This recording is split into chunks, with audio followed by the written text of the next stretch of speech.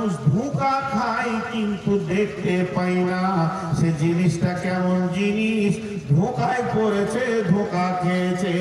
অতএব মানুষরে তোদেরকে আমি একবার একসঙ্গে করব। আজি এই প্যান্ডেলটা গতকালকে দুদিনে যাচ্ছে না একদিনে? গতকালকে খুঁটি পুঁটছিল কিনা? মুখ খোলেন। আপনারাকে বকাবো শুধু, আমি নিয়তি করে উঠেছি আজকে।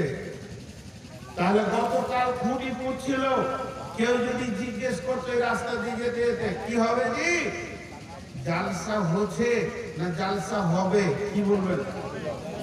হবে। আর আজকে যদি কেউ দিকে পার হয়ে যায় কি হচ্ছে জি, হবে না হচ্ছে। আর কাল যদি কেউ সকালে যায় এখানে গেট কেটে রে জালসা হয়ে, একটা হচ্ছে হবে, হচ্ছে, হয়ে গেল। পৃথিবী এখন রানিং আছে, পৃথিবী চলছে চলছে চলছে। একদিন পৃথিবী ভেঙে ধ্বংস যেদিন হয়ে যাবে, জিন্দেগির কারিশমা শেষ হয়ে গেল, কিয়ামতের মাঠে দাঁড় করিয়ে দেওয়া হবে। সেদিন মানুষ বুঝবে দুনিয়ার স্বাদ মিটে গেল। জি, একবার ভূগোলটা নিয়ে আসেন, যে পৃথিবীর ম্যাপটা দেখেন। ম্যাপটা দেখে কেমন লাগছে? মাকড়সার জালের মতো লাগে না? মাকড়সার জাল আর পৃথিবীর ম্যাপ দেখতে একই লাগে না? আর আমাদের বাংলাতে একটা কথা আছে, একটা বাচ্চা মেয়েকে ওর মা এরকম মারছে, গালে গালে মারছে। বাচ্চা মেয়ে কেন মারছে? ওর হাতে একটা কাঁচের মানে শিশি তেল ছিল, বাচ্চা ছেলে মুখে নাড়তে নাড়তে ফেলে দিয়েছে ধারাস করে, আর কাঁচের শিশিটা ভেঙে তেলকে ছিটে গেছে। তোর মা মারছে, ভেঙে দিলে তোর হুঁশ নেই, জানিয়ে মারবার থাকো তোকে, ভেঙে দিলে তেলটা নষ্ট হলো, শিশিটা নষ্ট হলো। তখন কবি বলছে, কি বলছে?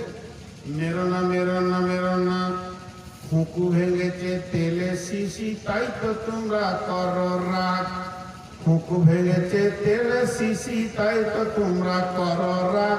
তোমরা বলে বুড়ো কখন বাংলা ভেঙে করো ভাগ। তুই সালারা গোটা দেশকে ভাগ করে দিছিস, তাতে দোষ নাই। আর একটা বাচ্চা ছেলে তেলে শিশি ভেঙে দিলে থাপ্পড় মারবে? মুদি যান করতে শুরু করেছে, তুই কত জুতা খায়। ওই ছোট ছেলেতে যদি একটা শিশি ভেঙে জুতা খাইতো, ওকে কত খেতে হয়। অতএব এই কথাগুলো হচ্ছে গভীর কথা। তা আল্লাহ তাবারাক ওয়া তাআলা বলছেন, ওয়ানুফিকা ফিস-সূরি ফাসাইকা মান ফিস-সামাওয়াতি ওয়া মান ফিল-আরদি ইল্লা মান শাআল্লাহ। যেদিন সূর ফোঁকা হবে, সুম্মা নুফিকা ফীহি উখরা, দ্বিতীয় সূর ফোঁকা হবে, তখন মানুষ দল দল উঠবে।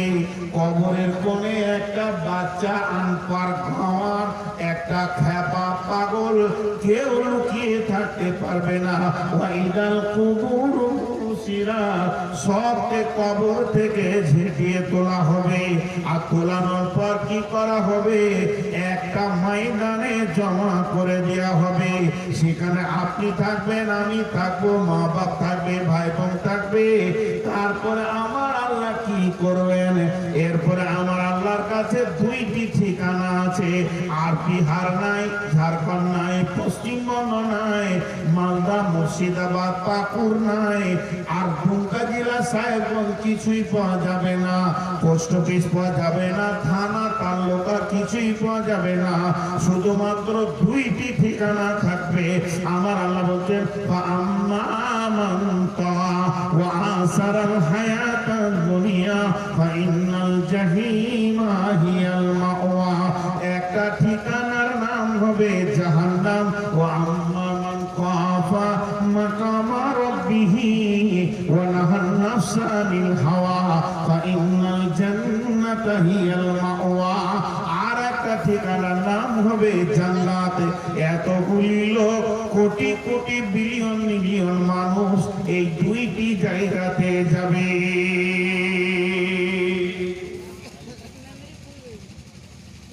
এতগুলি মানুষ দুইটা জায়গাতে ঢুকবে, জান্নাতে আর জাহান্নামে।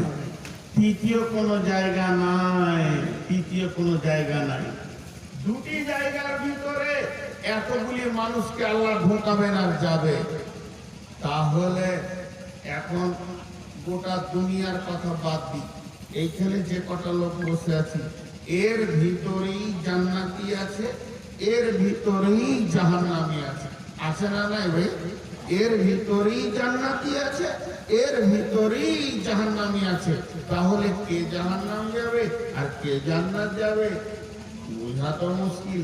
এখন কপালে কারো তো লেখা নাই যে কে জান্নাত যাবে কে জাহান্নাম যাবে। কিন্তু এখন যদি জিজ্ঞেস করা হয় জাহান্নাম কে যাবেন, হাত তুলেন। জাহান্নাম জাহান্নাম জাহান্নাম, কেউ যাবে না, একটাও যাত্রী নেই, গাড়ি ফাঁকা। এখন যদি বলে জান্নাত কে যাবেন, সবাই হাত তুলে দেবে। যে 3 বোতল খেয়ে চোখের 2 হাত তুলবে। জান্নাতের এজেন্ট চলে এসছে, হয়তো জান্নাতে দেবে, ওখানে খুশি নেই যে আমি জান্নাতে যাবো কিনা। জুয়ারি সুদারু সেও হাত তুলবে। জান্নাতে যাওয়ার জন্য সবাই রেডি। কিন্তু কিয়ামতের মাঠে কোচ আছে। একটা উদাহরণ দিই, বারহাড়োয়াতে 2টা ট্রেন দাঁড়িয়ে আছে। একটা ট্রেনের ইঞ্জিন ফরাক্কার দিকে আর একটা ট্রেনের ইঞ্জিন সাহেবগঞ্জের দিকে। সাহেবগঞ্জের দিকে ট্রেনটা আপনি সাহেবগঞ্জ গেলে দেখে উঠতে হবে।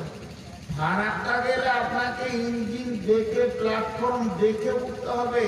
ভুল করে সাহেবগঞ্জের ট্রেনে যদি উঠে যান আর ফারাক্কা যাবো বলে তো হবে না। তো কিয়ামতের মাঠে ওই রকম গ্রুপ থাকবে, গ্রুপ গ্রুপ গ্রুপ। গ্রুপটা এখনই বুঝিয়ে দিচ্ছি। বিসমিল্লাহির রহমানির রহিম। ইন্না ইয়াওমাল ফাসলি কানা মিকাতা ইয়াওমা ইনফাকু ফিস সূরি ফাতাতুনা আফওয়াজা। যখন ইসরাফিল সুর ফুঁকবে তখন মানুষ দল দল কিয়ামতের মাঠে উঠবে। দল থাকবে, এখানে একটা দল, ওইখানে একটা দল, ওইখানে একটা দল, ওইখানে একটা দল। দলটা কিসের হবে গো? যারা হিন্দি বলে তাদের দল আলাদা, বাংলা বলে আলাদা, ইংরেজি ভাষা আলাদা, আরবি ভাষা আলাদা না। তাহলে এক এক জেলার লোক আলাদা হবে, এক এক গাঁয়ের লোক আলাদা হবে, তাও না। তাহলে দলটা হবে কি করে? নারীর দল আলাদা, পুরুষের দল আলাদা, মূর্খের দল আলাদা, শিক্ষিতের দল আলাদা, তাও না। তাহলে কিয়ামতের মাঠে দলটা কেমন হবে? কিয়ামতের মাঠে দলটা হবে আমালের উপরে। যত পৃথিবীর শহীদ আছে এদের দল আলাদা হবে, সারা পৃথিবীর মুমিনের দল আলাদা হবে, সারা পৃথিবীর মুত্তাকির দল আলাদা হবে, সারা পৃথিবীর জালেম গুলোকে আল্লাহ এক জায়গায় জমা করবেন। কাফেরের একটা দল হবে, মুশরিকের একটা দল হবে, ফাসিকের একটা দল হবে, আলিমদের একটা দল হবে, হাফিজের দল হবে, শহীদের দল হবে। এই রকম আমলের উপরে গ্রুপটা হয়ে যাবে। দেখেন, আমি খালি ভুল ধরছি, লোক বলবে যে তোর ভুল ধরা কাজ, এটাও ভালো জিনিস লাগে। একটা তাবলীগি জালসা চলছে, আমি কি পড়ে যাবে ভাবছি, আমি ওটাকে ঠিক করছি। তো সব দল আলাদা হবে।